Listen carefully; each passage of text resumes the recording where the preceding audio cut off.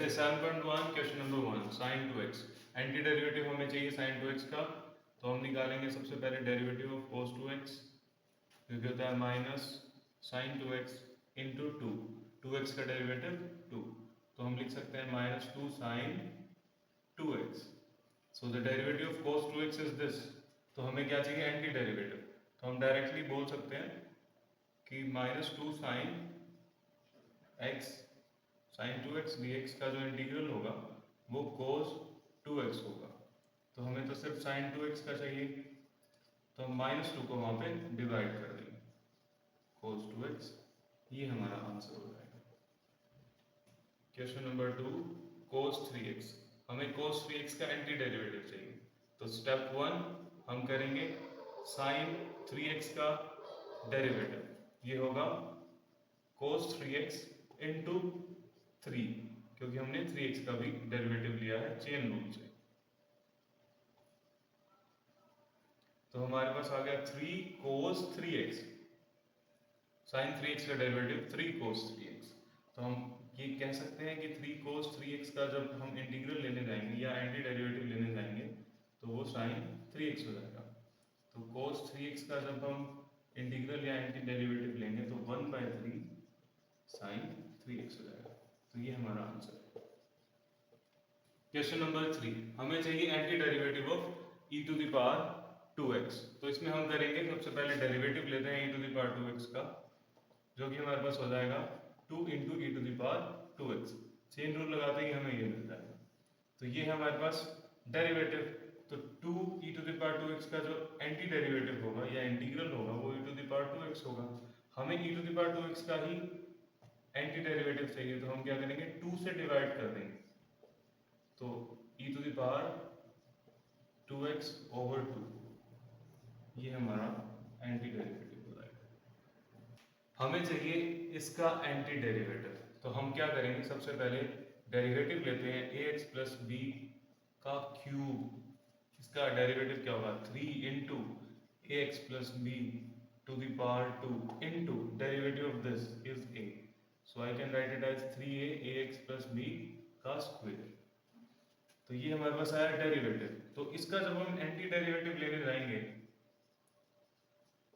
With respect to x, तो हमें मिलेगा ax प्लस b का क्यूब, बट हमें तो सिर्फ ax प्लस b के स्क्वायर का ही एंटी डेरिवेटिव चाहिए, तो 3a से हम डिवाइड कर देंगे। तो ax प्लस b की power 2 dx will be 1/3a ax plus b cube, ये हमारा आंसर हो जाएगा। क्वेश्चन नंबर 5, हमें sin 2x minus 4 e to the power 3x का एंटी डेरिवेटिव चाहिए। इसको हम 2 स्टेप्स में करेंगे, पहला ये दूसरा ये। फर्स्ट हम करते हैं sin 2x की बात, तो किसके डेरिवेटिव से हमें sin 2x मिलेगा? cos 2x के डेरिवेटिव से। This is minus 2 sin 2x, तो हम लिख सकते हैं इसको integral of minus 2 sin 2x dx जो होगा वो cos 2x हो जाएगा। Integral of sin 2x dx जो होगा माइनस 1/2 cos 2x हो जाएगा। ये हो गया हमारा फर्स्ट पार्ट। सेकंड पार्ट हमारे पास होगा e to the power 3x का हमें चाहिए इंटू 4। हम e to the power 3x का निकाल लेते हैं, इंटू 4 कर लेंगे। तो e to the power 3x की अगर हम बात करें तो हम क्या करेंगे, किसके डेरिवेटिव से हमें e to the power 3x मिलेगा? सेम, एक्सपोनेंशियल में पावर सेम रहती है, तो e to the power 3x का हम डेरिवेटिव लेंगे 3 into e to the power 3x। हमें चाहिए एंटी डेरिवेटिव ऑफ दिस, तो हम क्या करेंगे, ये हमारे पास आ गया 3x, तो e to the power 3x dx का इंटीग्रल जो हो जाएगा 1/3 e to the power 3x। हमें क्या चाहिए था? 4 टाइम्स का चाहिए, तो हम 4 से मल्टीप्लाई कर देते हैं दोनों तरफ। So we'll have 4 into e to the power 3x dx will be 4/3 e to the power 3x। अब इन दोनों को हम क्या करते हैं? सब्सट्रैक्ट। तो हमारा फाइनल आंसर हो जाएगा cos 2x minus 4/3 e to the power 3x। ये हमारा आंसर हो जाएगा। क्वेश्चन नंबर 6, हमें चाहिए इसका इंटीग्रल, तो हम क्या करेंगे, बीच में एडिशन अलग अलग करके हम सोल्व कर dx प्लस इंटीग्रल ऑफ 1, 4 हम यहाँ पे निकालेंगे बाहर, e to the power 3x dx plus integral of 1 dx, integral कर देते हैं e to the power 3x का, ये हो जाएगा e to the power 3x by 3 into 4 plus integral of 1 जो हो जाएगा वो हो जाएगा x प्लस c, तो हम इसको लिख सकते हैं 4 by 3 e to the power 3x plus x plus c, ये हमारा आंसर हो जाएगा। Question number 7, X square bracket 1 minus 1 by X square D X, इसका हमें इंटीग्रल चाहिए। हम क्या करेंगे, एक्स स्क्वेयर को अंदर मल्टीप्लाई कर देते हैं, x square minus x square by X square into D x, तो हम बोलेंगे integral of x square minus 1 D x. अब सबका दोनों का अलग अलग इंटीग्रल ले लेते हैं, minus 1 D X, X square का integral X cube by 3 minus 1 का इंटीग्रल एक्स प्लस सी, ये हमारे पास है आंसर। क्वेश्चन नंबर 8, इस क्वाड्रेटिक पॉलिनोमियल का हमें चाहिए इंटीग्रल, तो हम क्या करेंगे, सबको अलग अलग कर देंगे, A X square D X plus D X plus C D X. हमें पता है ए बी सी जो है वो हमारे कॉन्स्टेंट हैं, तो हम क्या करेंगे, ए को बाहर ले लेंगे, A X square D X plus B integral X D X plus C बाहर 1 डी एक्स, एक्स स्क्वेयर का इंटीग्रल हो जाएगा एक्स क्यूब बाय 3, एक्स का हो जाएगा एक्स स्क्वेयर बाय 2, 1 का हो जाएगा एक्स प्लस, अब कांस्टेंट लेना है तो यहाँ पे हम ले लेंगे के। क्वेश्चन नंबर 9, हमें चाहिए 2x square plus E to the power x का इंटीग्रल, वही सेम प्रोसेस, हम दोनों को अलग कर देते हैं, 2 बाहर क्योंकि वो कांस्टेंट है, एक्स स्क्वेयर का डेरिवेटिव हो जाएगा, इंटीग्रल हो जाएगा X cube by 3 plus E to the power X का integral E to the power X ही रहता है प्लस सी, ये हमारा आंसर हो जाएगा। Question number 10, root X minus 1 by root X के होल स्क्वेयर का हमें इंटीग्रल चाहिए, तो हम क्या करेंगे, आइडेंटिटी लगाएंगे ए माइनस बी के होल स्क्वेयर की, जो कि होती है A square plus B square minus 2ab, इससे हम आसानी से कर पाएंगे और dx, अब रूट और स्क्वेयर कट जाएगा, x dx और साथ में हम इसको अलग कर देंगे तो हमें मिलेगा माइनस 2 dx। यहाँ पे आने के बाद x का इंटीग्रल होता है X square by 2 plus 1 by X का होता है log x माइनस 2 का होगा 2x प्लस c, ये हमारा आंसर होगा। और x को यहाँ पे हम मोड लगा देते हैं क्योंकि हम लोग के अंदर सिर्फ पॉजिटिव वैल्यूज ही डाल सकते हैं।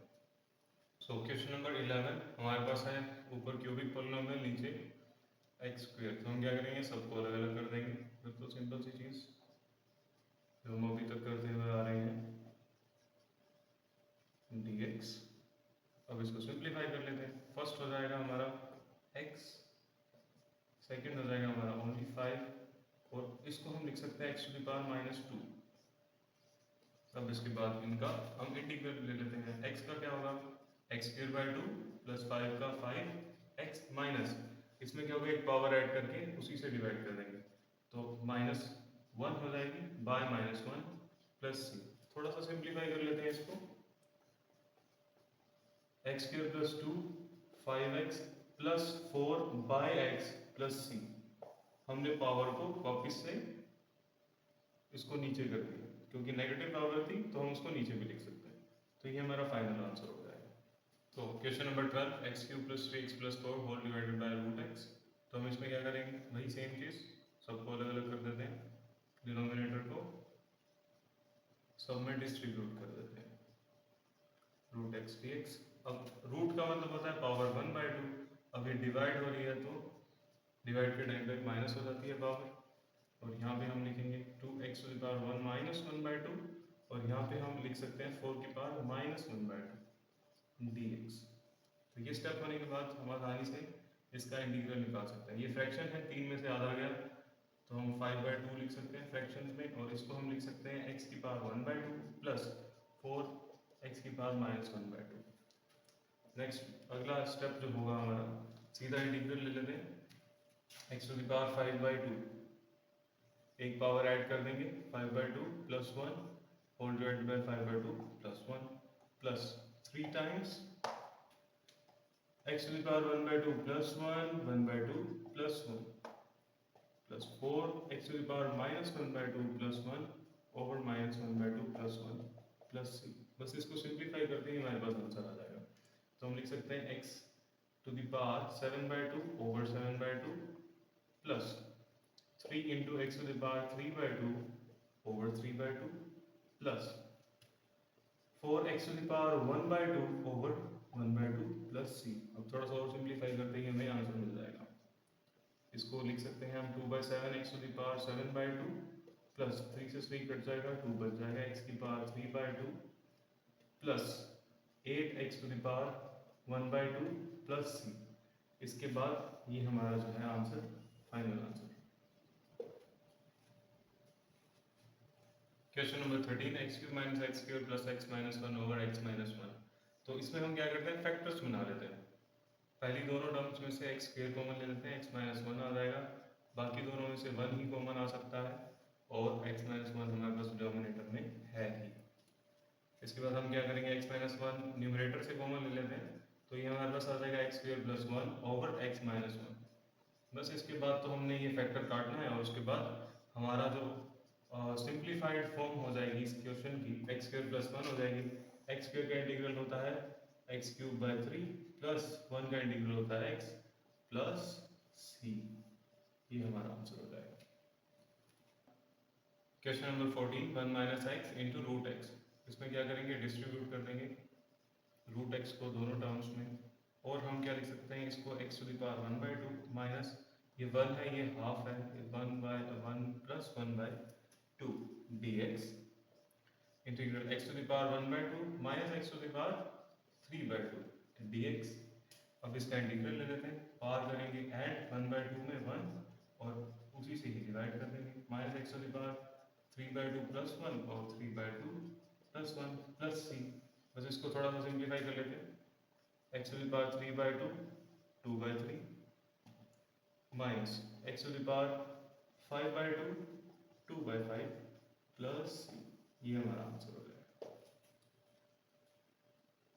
सो क्वेश्चन नंबर 15 है root x bracket 3x² plus 2x plus 3। इसका हमें इंटीग्रल निकालना है, तो हम रूट x को डिस्ट्रीब्यूट कर देते हैं, 3x² root x plus 2x root x plus 3 root x dx। हम इसको लिख सकते हैं x to the power 2 plus 1/2, क्योंकि रूट जो होता है उसकी पावर होती है 1/2। इसको लिख देते हैं 1 प्लस 1/2, इसको हम लिख देते हैं 3x to the power 1/2 dx। Next step होगा हमारे पास 3x to the power 5/2 plus 2x to the power 3/2 plus 3x to the power 1/2। इसका हमें इंटीग्रल चाहिए, तो डायरेक्टली हम इसको लिख सकते हैं 3 into x to the power 5/2 plus 1 over 5/2 plus 1। Next हम लिख सकते हैं 2x to the power 3/2 plus 1 over 3/2 plus 1। इसके साथ होगा 3x to the power 1/2 plus 1 1/2 plus 1 plus c। अब इसको सोल्व करने में हमारे पास आएगा into 2/7 into x to the power 7/2 plus 2 into 2/5 x to the power 5/2 plus 3 into 2/3 into x to the power 3/2 plus c। थोड़ा सा और simplification, 6/7 x to the power 7/2 plus 4/5 x to the power 5/2 plus 3 से 3 cut गया 2x to the power 3/2 plus c। ये होगा हमारा final answer. तो ये हमारे पास क्वेश्चन नंबर 16। इसमें हम क्या करेंगे, सबका अलग अलग इंटीग्रल कर देते हैं। Integral 2x dx minus 3 integral cos x dx plus integral e to the power x dx। x का इंटीग्रल हो जाएगा x²/2 माइनस 3 cos का इंटीग्रल हो जाएगा sin x plus e to the power x का e to the power x plus c। यहाँ से हम 2 से 2 कैंसिल कर देंगे, minus 3 sin x plus e to the power x plus c। ये हमारा आंसर हो जाएगा। ठीक है, क्वेश्चन नंबर 17 है हमारे पास 2x² minus 3x plus 5 root X का हमें इंटीग्रल चाहिए। तो हम क्या करेंगे, सबको अलग अलग कर देंगे। -3 integral sine 3 sin x dx minus 5 root X का integral with respect to x।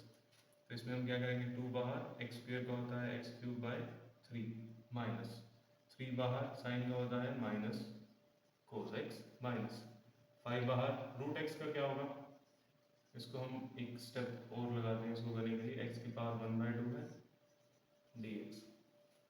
तो ये तो हमारे आंसर आ चुके हैं। माइनस प्लस हो जाएगा 3 cos x माइनस 5 टाइम्स, अब इसमें क्या करेंगे, पावर ऐड कर देंगे। x⁴ प्लस 1 होता है 3/2 और 3/2 से ही हम डिवाइड कर देंगे प्लस c। तो हम लिख सकते हैं 2x³ 3 plus 3 cos x minus 10/3 x⁴ 3/2 plus c। हमारा आंसर हो जाएगा। क्वेश्चन नंबर 18, हमें चाहिए second x into second x plus tan x का इंटीग्रल। तो हम क्या करेंगे, सेकेंड x को डिस्ट्रीब्यूट कर देंगे। तो ये हो जाएगा sec² x plus second x tan x, इसका हमें चाहिए इंटीग्रल। दोनों का अलग अलग इंटीग्रल ले लेते हैं।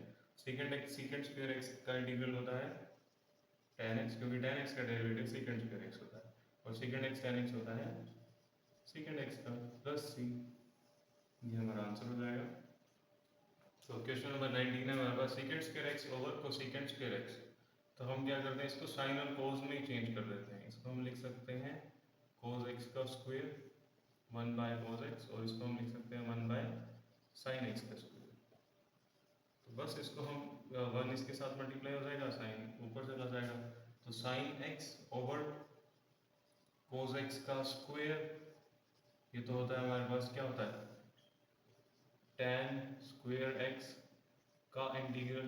tan स्क्वायर x का तो हमें नहीं पता, हम इसको लिख सकते हैं sec² x माइनस 1, और sec² x का होता है इंटीग्रल tan x, और 1 का होता है x प्लस c लगाना मत भूलना। क्वेश्चन नंबर 20, हमें निकालना है integral 2 - 3 sin x over cos² x। इसमें हम यही करेंगे, cos² x को डिस्ट्रीब्यूट कर देंगे 3 sin x over cos² x dx। इस फर्स्ट वाले को हम लिख सकते हैं 2 sec² x माइनस, इसको लिख सकते हैं 2 3 sin x over cos x into 1/cos x dx। इस cos स्क्वायर को हमने अलग अलग कर दिया, तो हम इसको लिख सकते हैं यहाँ पे 2 sec² x dx minus 3 tan x, और ये बन जाएगा secant x dx। So integral of secant square is 2 tan x minus 3 times secant x। secant x का डेरिवेटिव जो होता है वो secant x into tan x होता है प्लस, तो ये हमारा आंसर हो जाएगा। क्वेश्चन नंबर 21, हमें रूट एक्स प्लस 1/√x का एंटी डेरिवेटिव निकालना है, मतलब इसका इंटीग्रल निकालना है। तो हम इसको लिख सकते हैं x⁴ 1/2 प्लस 1/x⁴ 1/2 dx। फिर हम क्या करेंगे, x की दोनों x को न्यूमरेटर में लिख देंगे, तो इसकी पावर जो होगी वो नेगेटिव हो जाएगी। नेक्स्ट हम करेंगे सीधा integral x⁴ 1/2 x⁴ 1/2 plus 1 over 1/2 plus 1 plus x⁴ -1/2 plus 1 over -1/2 plus 1 plus c। इसको सिंप्लीफाई करने पे हमारे पास आ जाएगा 3/2 into 2/3 plus 2 into x⁴ 1/2 plus c। तो ये हमारा आंसर हो जाएगा। According to this we have to choose one option, so answer हमारा हो जाएगा C. Option C will be correct. Okay, हमें दिया हुआ derivative of f(x) is this, f2 0 दिया हुआ है और f(x) हमें फाइंड करना है। तो हम इसको लिख सकते हैं f(x) is equal to integral of 4x³ minus 3 pi x⁴ dx। इसको मैं फिर से प्रेजेंट कर देता हूँ ताकि हम आगे इंटीग्रल ले सकें इसका, x⁻⁴ करके। अब हम इसका इंटीग्रल ले लेते हैं। f(x) is equal to 4 into x⁴/4 minus 3 into x⁴ -3/-3 plus C. So हमें क्या दिया हुआ है, एफ ऑफ 2 इज 0, तो हम इसको पुट कर देते हैं, एक्स की जगह पर 2 डाल देंगे, 2⁴ हो जाएगा ये, और ये 3 कटेगा और ये प्लस हो जाएगा, 2⁻³ plus C, that implies this is 0। तो इसको आगे हम सोल्व करेंगे तो हमारे पास आ जाएगा 2⁴ होता है कितना, 16, और plus 1/2⁵ plus C is equal to 0। तो अगर हम बात करें 16 plus 1/8 plus C is equal to 0, C हो जाएगा -129/8, ये आफ्टर एलसीएम हो जाएगा। अब सी की वैल्यू हम पुट कर देंगे यहाँ पे, तो हमें मिल जाएगा हमारा इंटीग्रल। तो एफ एक्स हो जाएगा हमारे पास x⁴ प्लस x⁻³ -129/8। सो हम चेक कर लेते हैं कौन सी ऑप्शन में है। तो ऑप्शन हमारा करेक्ट हो जाएगा इसमें ए, ऑप्शन ए। बस इसमें x⁻³ की जगह पे 1/x³ लिखा हुआ है, एक ही बात होती है दोनों।